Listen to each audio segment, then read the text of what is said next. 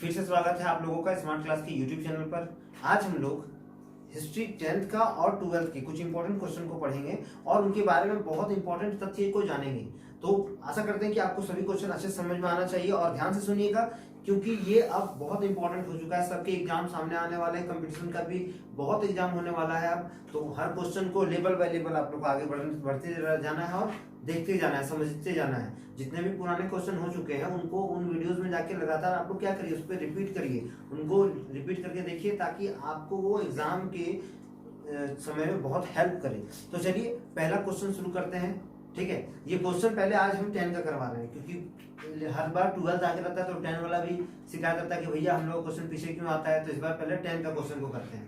10 का पहला क्वेश्चन है कि अफ्रीका में रिंडर पेस्ट के आने के प्रभावों की व्याख्या करते हुए संक्षिप्त टिप्पणी लिखें। देखिए रिंडर पेस्ट क्या था। रिंडर पेस्ट एक तरह का प्लेग जैसा होने वाला बीमारी था जो पशुओं में हुआ था। ये हुआ कब? ये था दशक उस समय का जब अफ्रीका में युद्ध चल रहा था। अफ्रीका और ब्रिटेन का युद्ध चल रहा था। तो ब्रिटेन ने क्या किया था, भारतीय सैनिकों को वहां भेजा था अफ्रीका में युद्ध करने के लिए। और उसी दौरान में 1890 के दशक में उसी दौरान क्या हुआ कि अफ्रीका की कुछ यानी अफ्रीका में ब्रिटेन ने जितने भी भारतीय सैनिकों के लिए खान पान के लिए या फिर रहन सहन के लिए, खाने पीने के लिए, जनरली सब भोजन के लिए कुछ पशुओं को वहां भेजा था, लगभग 20-25 हजार के नंबर्स पे। तो उन पशुओं को वहां पर एक बीमारी हो जाती है जिसके कारण वहां पशुओं की मृत्यु होने लगती है। ये पशु पूर्वी अफ्रीका में पहुंचाए गए थे, जिसके कारण वहां पर जो भारतीय ये थे, भारतीय जितने सैनिक थे उन्हें काफी परेशानी हो रही थी, क्योंकि इन पशुओं को जो बीमारी हो रहा था वो बीमारी लगातार फैल रहा था और इससे भारतीय सैनिकों को भी बहुत ज्यादा नुकसान हो रहा था। और ये धीरे धीरे पश्चिमी और दक्षिणी क्षेत्रों में भी फैल गया और पूरे अफ्रीका के जितने भी क्षेत्र थे 90% पशुओं की मृत्यु इस बीमारी से हो जाती है। और बीमारी का नाम क्या था? Rinder paste. यह प्लेग की तरह फैलने वाली बीमारी थी। यह 1890 के दशक में शुरू हुई और प्रभावी ज्यादा हो गया 1892 में। यानी 1892 में यह बीमारी बहुत जोर शोर से क्या करती, अफ्रीकी पशुओं को बहुत ज्यादा डैमेज कर रही थी। तो इससे क्या क्या मेन परेशानी हुआ वो जानते हैं। पहला ये हुआ कि 90% से भी अधिक 90% से भी अधिक पशु, अफ्रीकी पशु जो थे ना, जो अफ्रीका में जो पशु थे, जैसे भेड़ बकरी, गाय बैल सुअर, ये सब मर चुके थे। ठीक है, यानी 90% से भी अधिक पशु की मृत्यु हो चुकी थी इस बीमारी के कारण। दूसरा ये हुआ कि इसका सीधा प्रभाव कृषि पर पड़ा, क्योंकि किसान बैल से खेती करते थे। उस समय उतना अत्याधुनिक नहीं था अफ्रीका, क्योंकि 1890 में उतना ट्रैक्टर और उस तरह के मशीन नहीं थे जो क्या करते थे, खेती में उपयोग में लाए जाते थे। तो ऑटोमेटिकली क्या था कि जब बैल मरेगा, जब ज्यादा से ज्यादा पशु मरेंगे तो किसानों को तो इससे हानि होगा ही। तो दूसरा था कि कृषि व्यवस्था बहुत अधिक प्रभावित हुई थी, क्योंकि कृषि व्यवस्था में जितने भी पशुओं का यूज होता था वो तो थे ही नहीं, तो खेती होगा कैसे। तीसरा ये था कि इससे महंगाई बढ़ रही थी। महंगाई बहुत ज्यादा बढ़ने लगा, क्योंकि जब तक अब चावल उपजेगा ही नहीं, चावल उपजाने वाला बैल ही नहीं जिंदा है, तो चावल कैसे उपजेगा? उसके लिए तो कोई ये नहीं है ना कि इंसान खेती करना, इंसान हर जोतना शुरू कर देगा, इंसान के कंधे में रख देगा और जोतेगा, ऐसा तो नहीं संभव था। तो इससे क्या होने लगा, इससे सबसे अधिक परेशानी ये हुआ कि महंगाई बढ़ने लगी, जितने भी खाद्य पदार्थ थे उनके दाम बढ़ने लगे थे। चौथा ये हुआ कि लोगों में बेरोजगारी आने लगी। लोगों में बेरोजगारी आने के कारण लोग क्या होने लगे, वे दूसरे यहाँ काम करने जाने लगे, दूसरे देशों में काम करने के लिए जाने लगे, शहरों में जाने लगे, और इससे कृषि व्यवस्था पूरी तरह चरमरा गई थी। तो ये रिंडर पेस्ट के कारण हुआ था। फिर से बता दे रहे, रिंडर पेस्ट में सबसे इंपॉर्टेंट टाइम ये था कि जो भारतीय सैनिक के लिए भोजन के रूप में जो पशु गए थे उन्हीं से ये बीमारी फैली थी। ये ब्रिटेन शासकों ने भारतीय सैनिकों के लिए भेजा था, लेकिन ये बीमारी फैलने के कारण बहुत सारे भारतीय सैनिकों की भी मृत्यु हुई थी। वे क्यों गए थे वहां? पिकनिक मनाने नहीं गए थे, वो गए थे युद्ध करने के लिए अफ्रीका से। ठीक है, और वहां पर उन लोगों ने चेक पोस्ट बनाया था, बड़े बड़े टेंट लगा करके, और उनके लिए ये भोजन सर्व किया था, भेजा गया था किसके द्वारा? ब्रिटेन सेना द्वारा। ठीक है, ये था रिंडर पेस्ट। अगला क्वेश्चन है, कॉर्न लॉ के समाप्त करने के बारे में ब्रिटिश सरकार के फैसले के प्रभावों की व्याख्या करते हुए संक्षिप्त टिप्पणी लिखें। देखिए कॉर्न लॉ था क्या? कॉर्न लॉ एक ऐसा लॉ था जिसके तहत ब्रिटेन जो था वो अपने जितने भी आयात होने वाली वस्तुएं थी उन पर पाबंदी लगा दिया था कि कोई भी विदेशी सामान ब्रिटेन में, इंग्लैंड में नहीं बेच सकते हैं आप। यूरोप के जो भी इस तरह के देश थे वहां नहीं बेच सकते जहां ब्रिटिश का शासन हो। और इससे क्या हुआ कि वहां की जो लोग थे या वहां के जो भूस्वामी थे उनको काफी अधिक फायदा हो रहा था। और फायदा हो रहा था, क्या फायदा हो रहा था, इससे महंगाई बढ़ गया था। महंगाई बढ़ने के कारण क्या हुआ कि वहां के लोग पूरी तरह क्या हुए, चारों तरफ हाहाकार मच गया, यार इतना महंगाई बढ़ गया, कैसे करें। कभी कभी अगर मान लीजिए अचानक कोई बोल दे कि नमक का 1,000 रुपया किलो हो जाए नमक, तो कैसे हाहाकार मचेगा, चारों तरफ क्या दिक्कत होगा कि लोग परेशान हो जाएंगे, आंदोलन करना शुरू कर देंगे, गुस्से में आ जाएंगे। तो यही चीज हुआ ये कि जिस तरह ब्रिटेन ने या ब्रिटिश सरकार ने आयात को, ठीक है, आयातों को, दूसरे देशों से आयात को रोक लगाया, तो उससे क्या हुआ, महंगाई चरम पर पहुंच गई और चारों ओर हाहाकार मच गया। तब ब्रिटेन सरकार जो थी, ब्रिटिश सरकार मजबूरन इस लॉ को खत्म की। और लॉ को खत्म करने के बाद विदेश से जितने भी व्यापार थे, खाद्य, ज्यादातर इसमें खाद्य सामग्रियां थी, वो सब आना शुरू हो गया। कहाँ, ब्रिटेन में। और आने से क्या हुआ, वहां के जितने भी जो घरेलू खाद्य पदार्थ थे उनके दाम घट गए और सभी के दाम घटने लगे। ये इतने ज्यादा दाम घट गए, इतना ज्यादा सस्ता हो गया कि आम गरीब आदमी भी क्या कर रहा था, इसको खरीद सकता था। लेकिन इससे भूस्वामी को क्या होने लगा, बहुत अधिक नुकसान होने लगा, भूस्वामियों को बहुत अधिक नुकसान होने लगा। और इस नुकसान को वो लोग क्या करने लगे, मतलब बहुत ज्यादा इतना नुकसान लगा कि बहुत भूस्वामी जो था वो आत्महत्या करने लगा, क्योंकि वो बहुत ज्यादा मात्रा में उत्पादन कर दिया था और वो ऐसा सोचा था कि इसको हम ज्यादा दाम पर बेचेंगे। लेकिन ज्यादा दाम पे नहीं बिकने के कारण वो लोग क्या होने लगे, वो लोग मतलब कि एकदम पूरी तरह वो लोग बर्बाद हो गया था। इससे क्या हुआ, उनकी जमीनें जो थी वो उसर हो चुकी थी, उसकी जमीनें जो थी नष्ट होने लगी थी। जो जमीन था वो बेकार हो चुका था, क्योंकि जमीन में खेती ही नहीं हो पा रहा था। जो भी खेती कर रहा था वो बर्बाद हो जा रहा था। जो भी तरह का वो बोल सकते हैं बोया था, वो कम दाम में वो लोग बेचता नहीं, क्योंकि बोने में उसको ज्यादा पैसा लगा था। जैसे हम लोग का यहाँ पर हाल फिलहाल में आलू का दाम 60 रुपया 100 रुपया किलो चल गया था ना। तो जब अचानक क्या हुआ, नया आलू आया तो क्या हुआ, आलू का दाम फिर गिर गया। तो जो लोग पैसा लगा के सब्जी उब्जी या बंधा गोभी, आलू, फूल गोभी लगाया था, उनका तो वेस्ट चल गया ना। 1 रुपया पीस, 2 रुपया पीस, 5 रुपया पीस उन लोगों को बेचना पड़ा था, तो उन लोगों को तो हानि होगा ही। तो ये हानि हुआ था उस समय, ठीक है, जब आयात दोबारा शुरू कर दिया गया था। तो ये सब हानि जो था आर्थिक रूप से बहुत बड़ा धक्का था ब्रिटेन सरकार के लिए। ब्रिटेन सरकार के लिए बहुत बड़ा धक्का था ये। अगला क्वेश्चन जो है वो कहता है कि सूरत बंदरगाह 18वीं सदी में इसके अंत तक, ठीक है, सूरत बंदरगाह 18वीं सदी के अंत तक हाशिए पर पहुंच गया था। व्याख्या करें। देखिए, मार्केट में मान लीजिए आज जियो का, मान लीजिए एक उदाहरण दे रहे हैं हम, आज जियो जो है और एयरटेल जो है, ये दो ही है कंपनी जो भारत में अभी टेलीकॉम में बहुत ज्यादा ताकतवर है। अगर यही चीज को मान लीजिए, जो एक हम लोग को कोई सोचिए कोई विदेश का कंपनी भारत में आ जाती है और वो ऐसा प्लान बनाती कि 5 रुपया में साल भर फ्री इंटरनेट कर दे, क्या होगा? यही होगा ना कि सब जियो और एयरटेल को छोड़ के किसके पास चल जाएंगे, उस नई कंपनी के पास चल जाएंगे। सेम उस समय ऐसा ही हुआ। सूरत बंदरगाह का हाशिए का मेन कारण क्या था कि कलकत्ता में और गुजरात का कुछ क्षेत्र में नए बंदरगाह बनाए गए और इस नई बंदरगाहों में यूरोप का बहुत अधिक क्या था, प्रभाव था। यूरोप का बहुत अधिक, बोल सकते हैं बहुत ज्यादा ही प्रभाव था।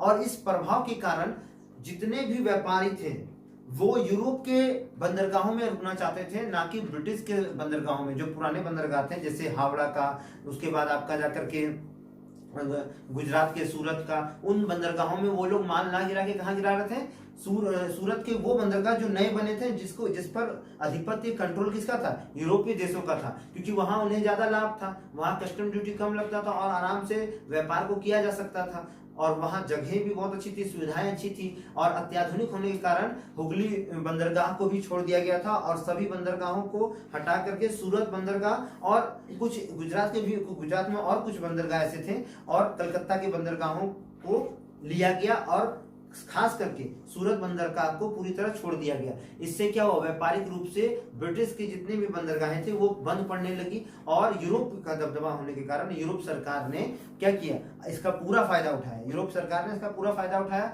और वो लगातार छूट देकर के क्या किया, जितने भी व्यापारी थे उनको अपनी ओर खींचना शुरू किया। तो ये था सूरत बंदरगाह के हास्यता का कारण। ये कब हुआ था, 18वीं सदी में हुआ था। अब चलिए 12th का क्वेश्चन में आते हैं। 12th का पहला क्वेश्चन है, दीवाने आम और दीवाने खास क्या है? दीवाने आम और दीवाने खास क्या है?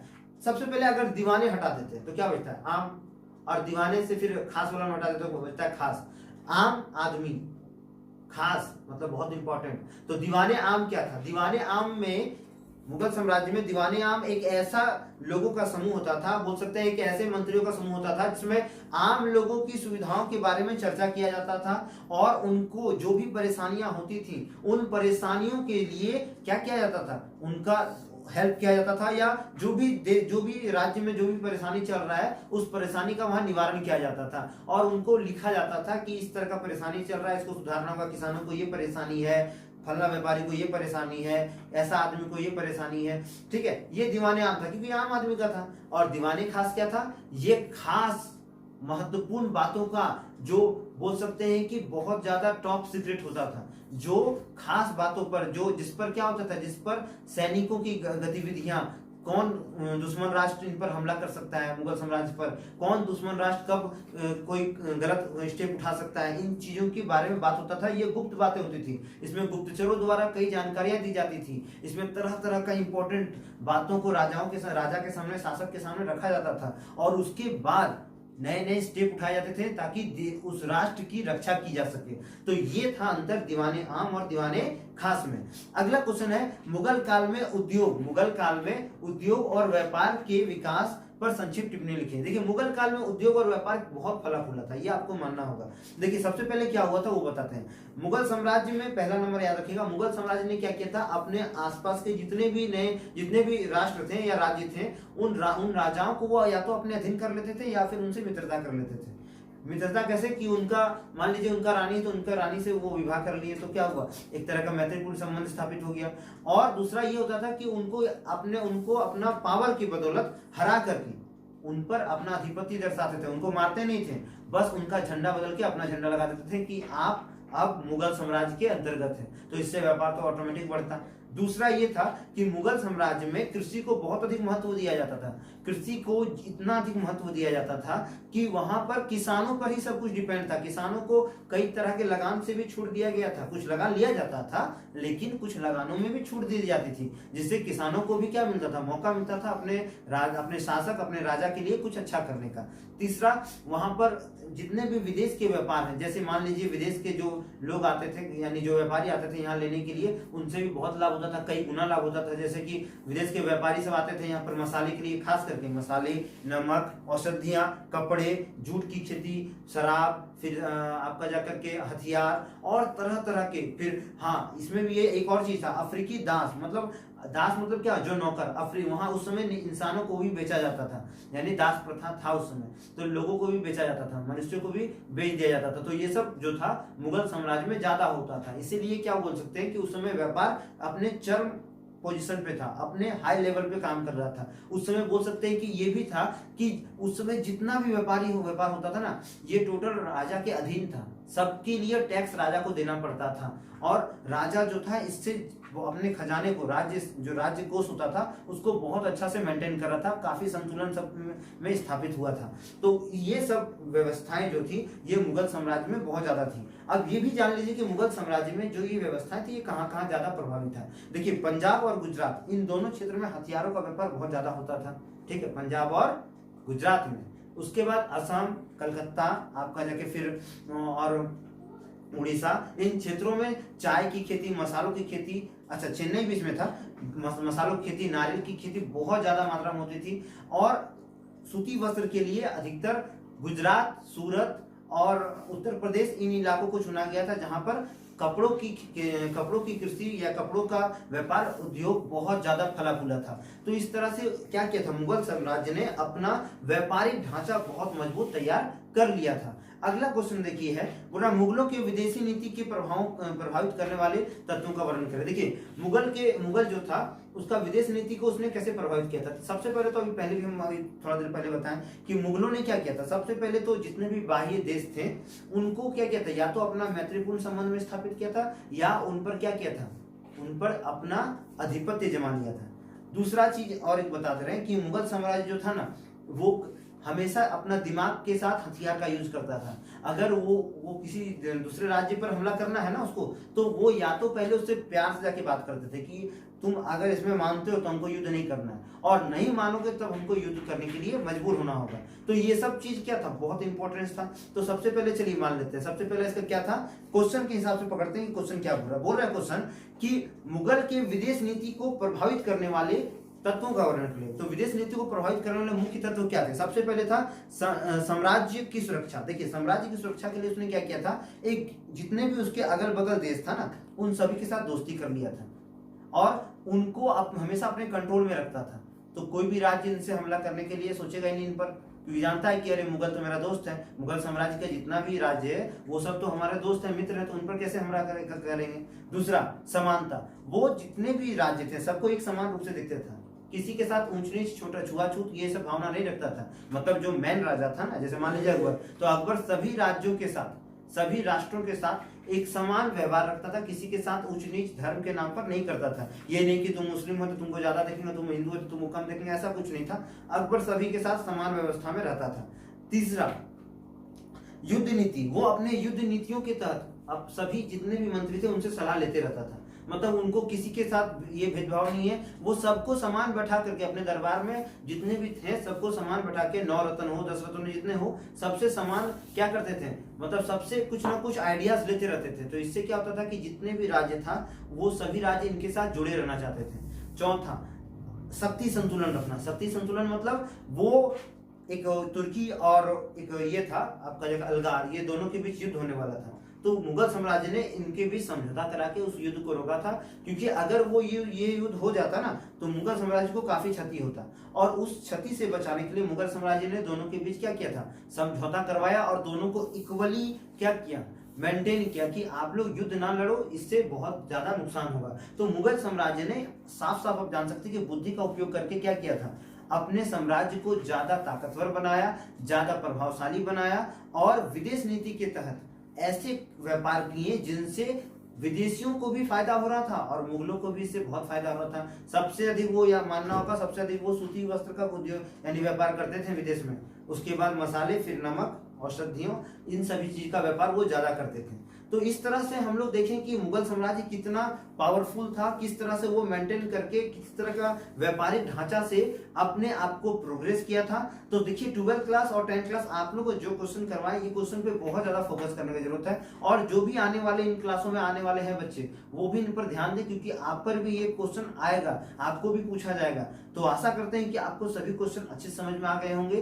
तो इस चैनल को आगे सब्सक्राइब करिए, शेयर करिए, वीडियोस को लाइक करिए, और ज्यादा से ज्यादा मात्रा में आप पढ़ाई में फोकस करिए। तब तक